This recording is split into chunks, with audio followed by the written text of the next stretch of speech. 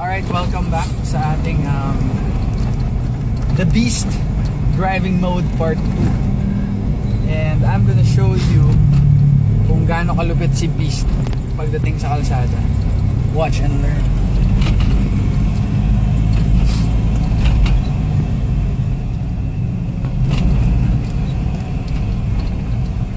So, ang gagawin po natin, simple lang, no? Nasa likod po tayo na itong Avanza na to. Para maunahan natin siya, kailangan makakita tayo ng konting siwang lang. Siwang. And kumari ito, no? At tapos, didikit natin siya ng konti sa kanan. Tapos tatakutin natin siya ng konti para nandun na siya sa likod. Now, kapag tuloy-tuloy, pwede naman nating i-diretso pa dito. Ang importante lang, no? Dapat lagi tayong nauuna. So, pagdating sa mga traffic na ganito, tas kakaliwa lahat, syempre may mga pulis dyan, diba? So igigit-git natin ng konti para makakaliwa tayo, pero magsistay tayo sa outermost lane just to make sure na smooth yung tatakbuhan natin. And then make sure na lagi kang tumitingin ahead. So huwag mong titingnan yung nasa harap masyado kasi hindi mo naman alam kung magta-traffic ba dun sa lane niya eh. So in this case, medyo maluwag dun sa kaliwa, pero nasa kanan tayo, no? So lilipat tayo sa may kaliwa banda. And medyo nagta-traffic, katulad nga ng sinasabi ko, pag traffic, wala kang magagawa kundi maghintay. Right? So after natin malampasan ng traffic na to, we'll be right back.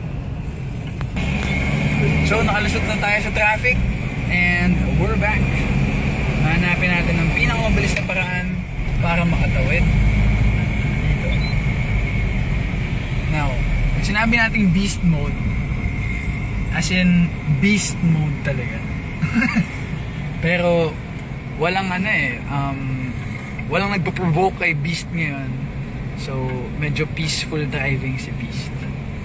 Pero once na may nag-cut, katulad nito, di ba? Hindi siya pwedeng umuna kay Beast. Hanggang dun lang siya sa likod. Kahit pajero pa siya. No?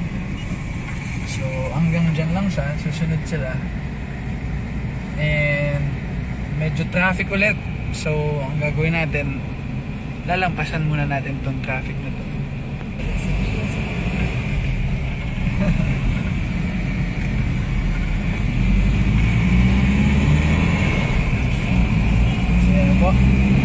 We're back and it's time to rock and roll.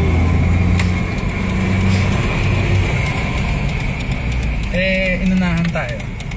Yun, ibig sabihin pinrovoke niya tayo. Nakita niyo yung TXS na yun? Gigit-gitin natin yun ng malupit kasi hindi niya tayo pinagbigyan. And I'm gonna make sure he's gonna bleed. So nakita siya, no? So yan yun taxi na gigit-gitin natin. At bago tayo umabot sa mga billboard na yun, na bad trip na siya. And that's a guarantee. So medyo traffic pa, no? We'll be right back.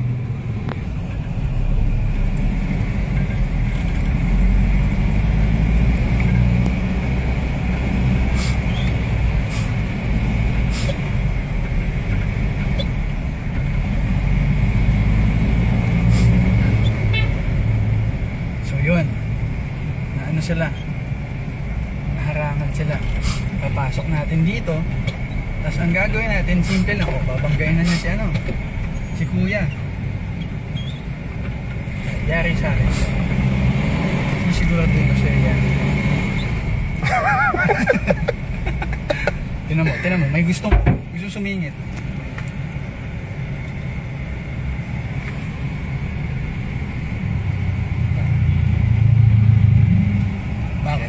Bakit? Bakit? Ha? Bakit? May problema ka? Nagigit-git nga. Eh, nagigit-gita naman tayo. May problema ka? Ano ba problema gusto mo? Ikaw, anong problema gusto mo? Ikaw bumababa eh. Inano ko lang to kasi nanggigit ka. Tumama Ay, ka na di ka sa mirror, di mo gilid. nakita eh. Eh, di dyan ka sa gilid. Tumama ka sa mirror, di mo nakita. Diretso ka lang eh. Madrive damage? Hindi naman na tumama damage, pero matatama ka na nga eh. Ano problema mo, ha? Ano problema mo? Problema mo? Sila sabi ko lang kung nanggigit ka. Tumatama ka na sa mirror, di ka ano eh. Anong problema? Ano gusto mo? Ah, Ikaw, anong gusto mo? Ikaw, ang may... kung anong gusto mo. Ikaw, anong gusto mo? Ikaw, kung anong gusto mo. Dito na. Ay, gusto kong git Hindi nga kung ano, tumama ka na nga, di ka pa umihinto, diretso ka lang. Ano ba gusto mong problema dito? Ikaw, Ano, sige bumaba ka, may problema tayo. may problema ka? Oo! Anong problema mo? Ikaw kung anong gusto mo. Palabasin natin kung anong problema mo. Ay, hindi, ikaw nga eh. Ikaw nga tinatanong ko kung may Matapang ka, problema. tumama ka lang, di ka pa rin Eh, ikaw nga kung may problema. May problema ka ako. Wala akong problema. Ako, nakagit-git lang ako. Kaya nga eh. Nagigit-gitan tayo eh. O, ano? Ayos ka. Maayos ako. Wala, ikaw lang wala sa ayos. Ikaw ang matapang. Putang ina! Oh, Tangina mura mo po lang hinamo rin. Paluin ko ka na to. Ano gusto mo? Ano gusto mo? Halika dito. Buwaba ka.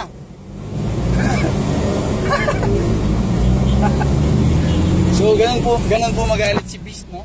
So, nakita niyo po kung gaano kainit yung ulo nila. Di ba? Tapos, simple lang. Lagi tayong cool. Kaya, hanggang dun lang sila. Pag sumunod sila, yari sila sa akin.